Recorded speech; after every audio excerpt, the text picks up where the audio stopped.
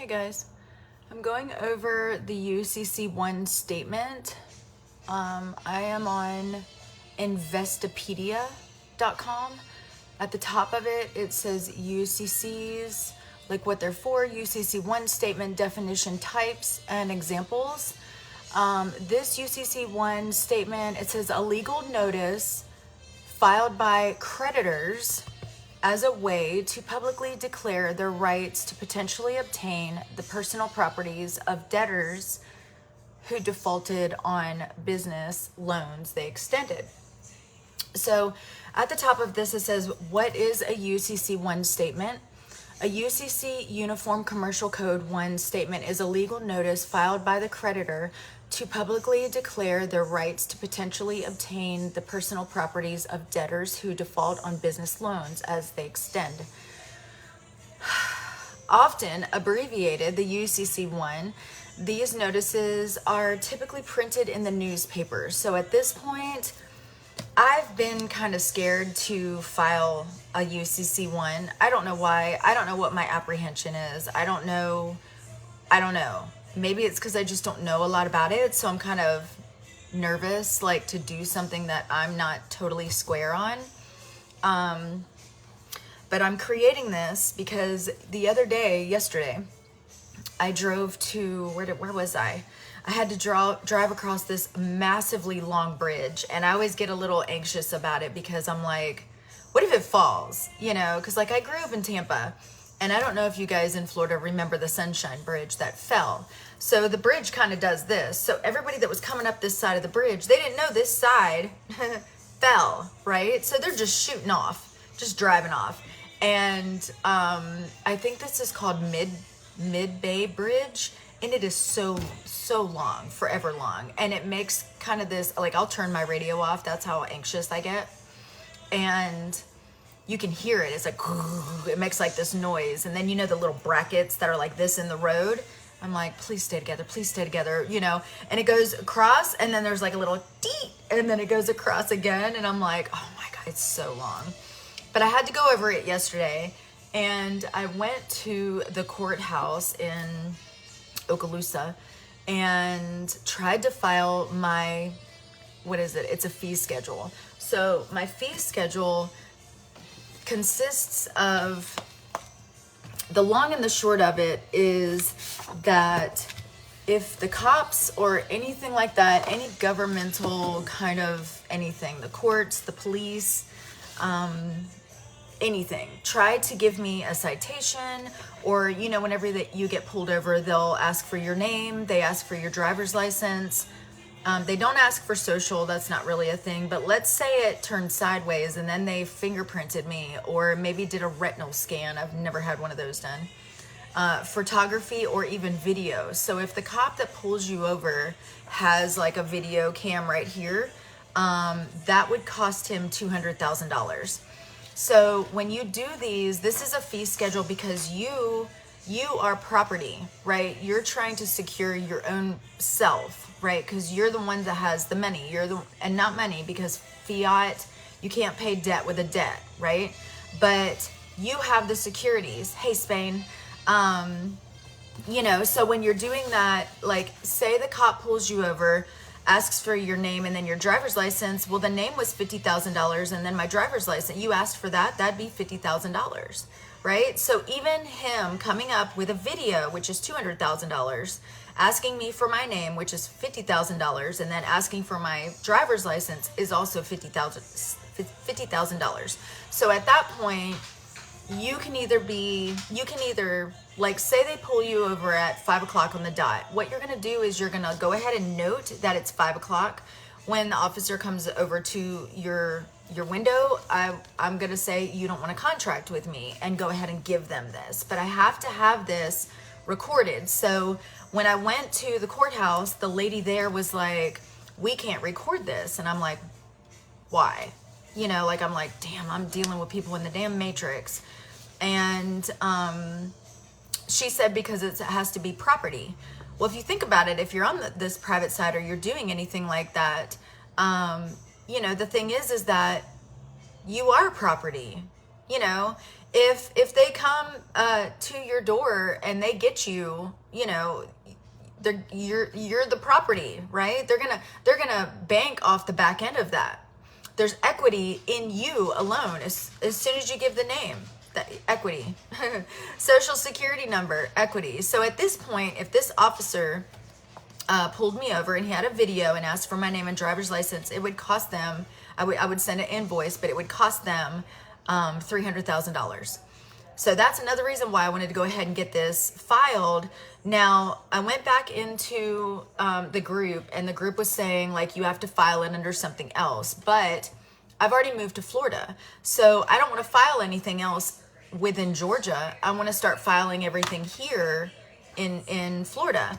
So the produce trade name materials. So it also includes a mouth swab, a blood sample, a urine sample, breathalyzer, hair sample, skin, and forced to give like fluids. Like even with an employer, if they ask, you know, to give a urine sample, no, I'm not doing that.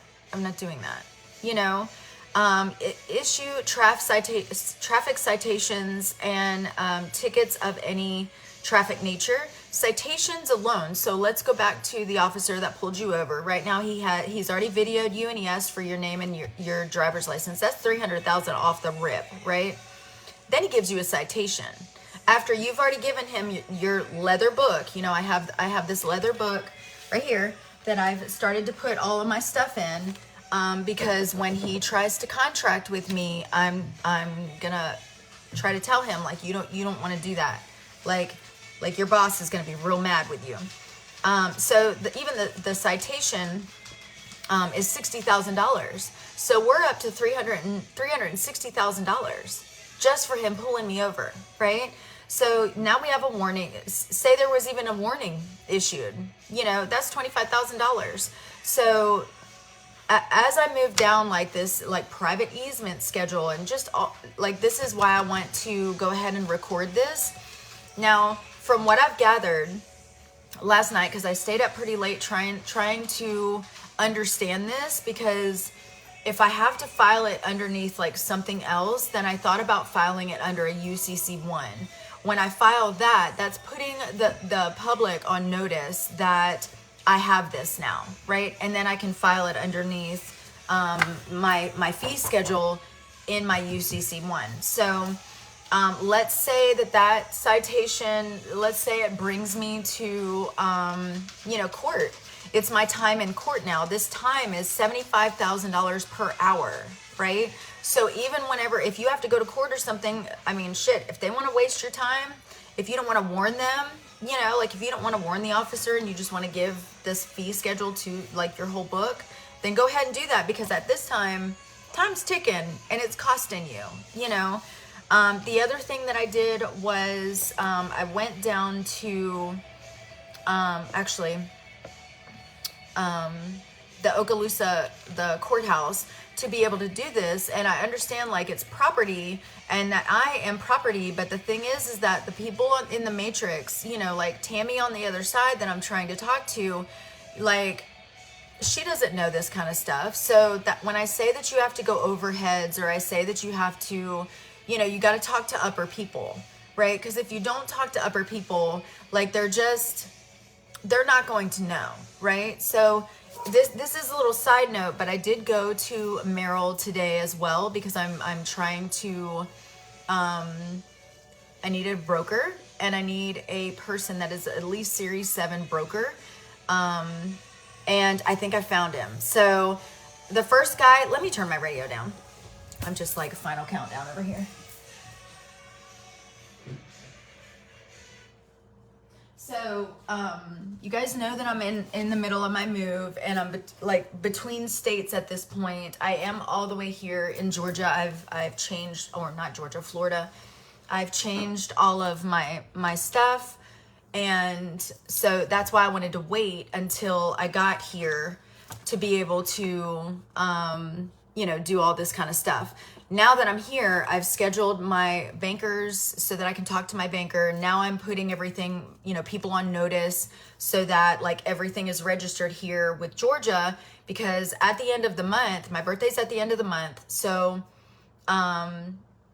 I have to renew my tags, but I don't want to. So I'm in the midst of working on that too. Now I did realize that my driver's license is actually expires in 2026. So I'm okay there. I'll end up, you know, that'll be a later kind of a thing. I just have so many irons in the fire right now that it's ridiculous.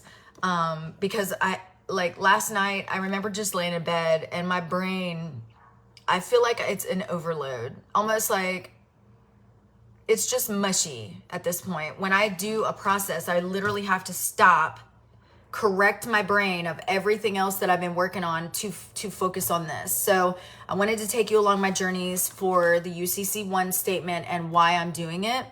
Why I'm doing it is because I have to put them on notice. I have to go ahead and publicly let them know that I have this, because say that officer, let's go back. Say the officer, he came with his, you know, he had his camera. That was one name, driver's license, the citation, right? So that's what, $360,000.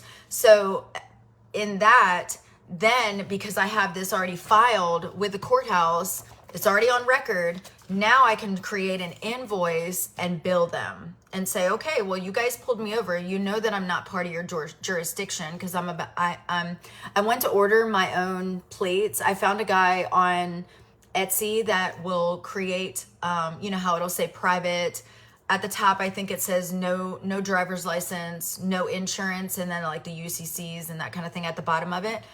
But I don't know if I want to write at the top, no driver's license, no insurance. Like, I don't want to alarm other people too, you know, because I mean, I don't know. I think if I was in the Matrix and I saw that, I'd be like, what the fuck? How are they able not to have that, you know? So, but doing the UCC1 statement, you can put everything in there, like anything that you want to put on notice. It says hold on. I read that to you earlier, but often abbreviated as UCC1, these notices are typically printed in local newspapers. So once I file the UCC1, I'm also going to put it in the newspaper. You know, just think about like whenever you had your kid, or think about like if you're doing a name change or something like that, you have to put the court on notice, but then you have to put it in the newspaper, the local newspaper too. So that's part of what I'll be doing. UCC1s are required for all business loans under the Uniform Commercial Code, UCC, and establish a relative priority over which specifies assets may be seized. Sorry, I am not a good reader. I read better in my head. And what in order will solidify the collection pecking order in cases where there are multiple leaders of the same debtor. So some of the takeaways that you can get are putting it in the newspaper, filing the UCC statement is a legal notice filed by the creditor in effort to publicly declare their right to seize the assets of debtor. Sorry, God, hooked on phonics. So after that, then I should be good, because what it's also going to be like a blanket lien, and liens attached to specific collateral. So the collateral is like, don't pull me over. You don't want to contract with me. Every time that you get pulled over, or anytime, even say you're in a park somewhere for whatever reason, just go with it. And an officer comes up and is like, hey, what are you doing? And you tell them, and then they ask for just license and ID. You don't want to do that. Don't ask me that. Because essentially, you don't have to answer that. You don't have to answer any of their questions. If anything, you can ask the question, what's your name? What's your badge number? You know, how long have you been with the force, the police station? Like, you know, because now whenever I talk to people, I do ask, like, how long have you been down this rabbit hole? You know, how long? And she said, no, don't do it. You know, like, how long have you been with doing trusts? You know, that's going to gauge me as to like like almost like what grade you're in, you know, because if you come across an officer and they're like, I've been with the force for 2 years, you know, like you're in the matrix, you're really happy about being in the matrix. So okay, here's another one. Time usage for traffic stops. So 30 minutes while Mr. Officer is recording me and asks me for my name and, you know, my driver's license. If that takes 30 minutes, that's $5,000. So this is all a ticker, right? They're ticking up time. If it takes a whole hour, like let's say that you say, hey, like I don't want to contract with you. I don't want to do this. You know, like here's my fee schedule. And, you know, it's taken like 60 minutes. Now they're calling their buddies to pull up and all that kind of stuff. Now you have like 3 cop cars behind you. That kind of shit, that does scare me because it's almost like they're trying to put fear into you. Like, I'm just going to call my buddies and we're going to be woo-woo around here and make you start to feel anxious. But on the side note of that, I think that's because they, you know, with anything, a toxic relationship too, if they put fear, if you add fear to that, then absolutely, like that's going to make you kind of, you know, like want to comply or do things that, you know, they're asking of you. So the court appearance in court, my appearance under protest and duress is $75,000. Voluntarily is $10,000. So any of the things that they're asking, even if it's financial information or driver's license, social security number, that's $10,000. You know, and all of this will be listed underneath your UCC. Because what I gathered yesterday was that you have to have it followed by or underneath something. So if I have a UCC1 and I put my fee schedule in there, then it's almost like it's an umbrella. You can put your stuff like underneath it, you know. Intimidation, yeah, and I get real intimidated. Like I just want to comply. I don't look good in orange, y'all, so it's not my color at all. Even that like little sand color, it's gonna wash me out. Like I'm gonna comply with you guys because I don't want to do that. Let's say that detention or you're cuffed. You know, maybe shit turned sideways and now you're cuffed. That's $75,000 again. If you do this kind of thing, yeah, look, my cracker ass does not need to be in no prison, jail, nothing. I'll be in a corner crying, rocking. Can I call somebody? It's horrible. Fraud, racketeering, theft of public funds, dishonor in commerce, anything like that. So say you're even in, say you're in court. You know, if you're in court, let's go back because that one was a good one. If you're in court, say it's, you know, you're in court for an hour. That's $100,000. You know, but let's do it this way too. Whenever you go into court, the judge, I'm sure that they're going to pull like your stuff and start to look at all your stuff. And you're going to be like, I don't think you want to contract with me. What's up, Daniel? I don't think you want to contract with me. You know, like you may want to look at this fee schedule because this is going to cost you. Like I understand that this is an equity court and you're going to try to get bonds and all that kind of stuff on the back end of this. Why? Because you asked for my name and my social. That's where you're going to be able to get that. So if it's equity court, you can also go back in and get the bonds of the judge. I think there's 3. I think it's a bid bond, an appearance bond, and a performance bond. So, you know, if the judge is not performing as he should, then, you know, go after his bonds. No, sir. That was fun to think about, but we're not doing that.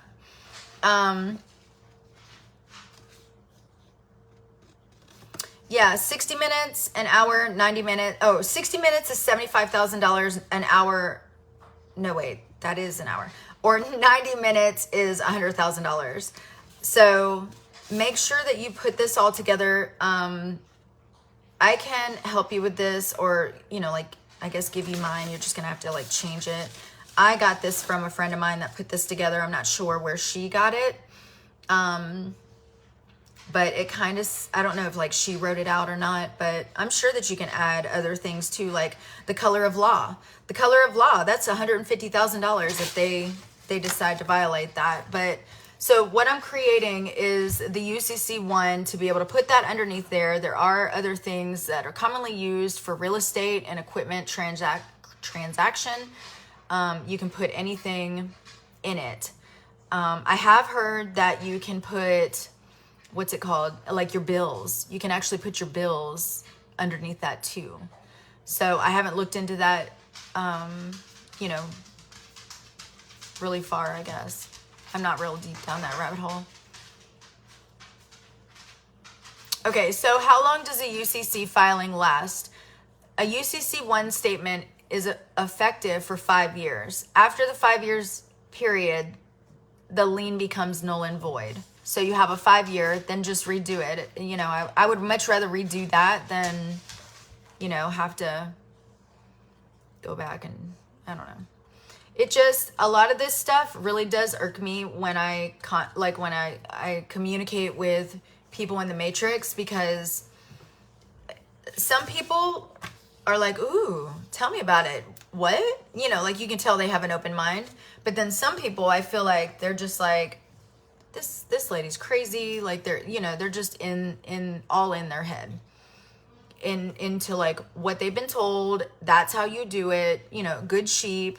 You know, they're following orders and that kind of stuff. But I did notice that a lot of people that have spiritual gifts, and even if you know, you're just starting on this spiritual journey, the veil is very thin.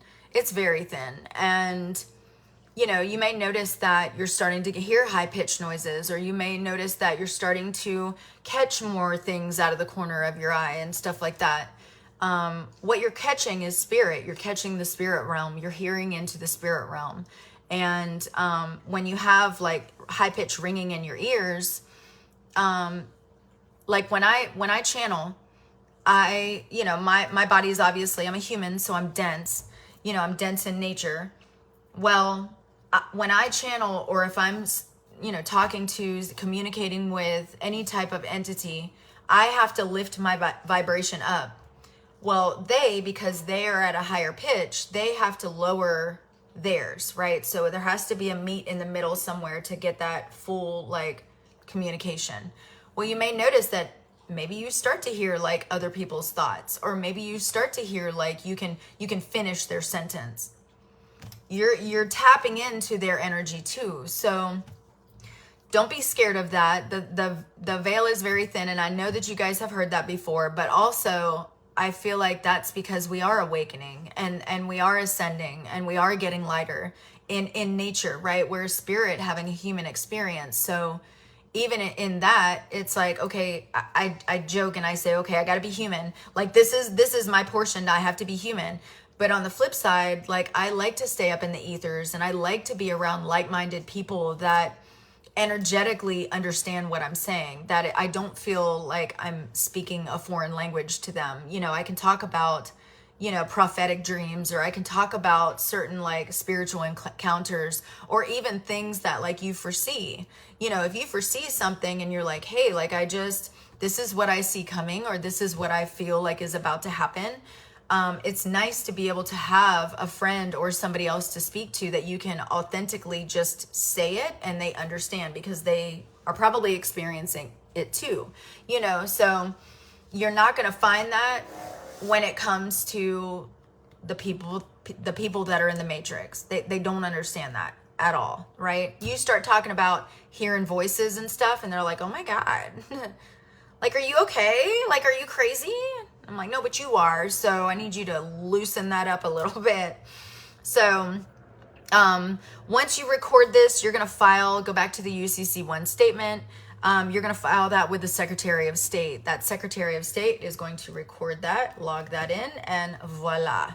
I don't know. I haven't gotten down this rabbit hole too far, but I think they would send you some sort of a receipt of something. I would hope, like an email or something like that. I'm not sure how that works. Again, I'm still working on that. Now, let's switch gears. I went to the bank this morning. I had a 1 o'clock appointment. I brought all my stuff in. I spoke to the guy. His name was Corey. I guess he's like the vice president of Bank of America. No, Merrill. It was Merrill. And I spoke to him and another guy named Gabriel. And it was a good talk. Like the first talk that I spoke to, the guy named Eric, remember I've been bitching about Eric for a while. I'm like, are you dumb or am I dumb? Like, who's dumb here? Because I don't feel like it's me, and I don't want to tell you that you're dumb. I don't want to say it's you because I feel like that would be rude, right? But you're in the matrix, my guy. But so I was able to talk to him about the securities and the security, like I was trying to use the same verbiage that they did. And I said, now do you want me to bring you the debt securities? Because the debt securities are your statements. That's what that is. I had to realize that because at first I was calling them the remittance coupons, which is very kindergarten, right? So when I was saying that, I kept running into walls. You know, everybody's like, what is that? What is that? Well, now that I'm speaking their language, I call it a debt security. As soon as I said that, he was like, oh no, like communication. I was like, oh my God, here we go. It was a great conversation, but he said that, yes, something about the DTCC, and that I can either, do it through them or I can bring it actually to him. But he said if it's not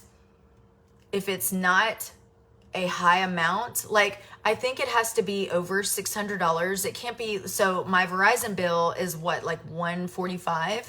Like that's not gonna. But if I can accumulate it over a portion of, or even the year, then maybe I should ask him that.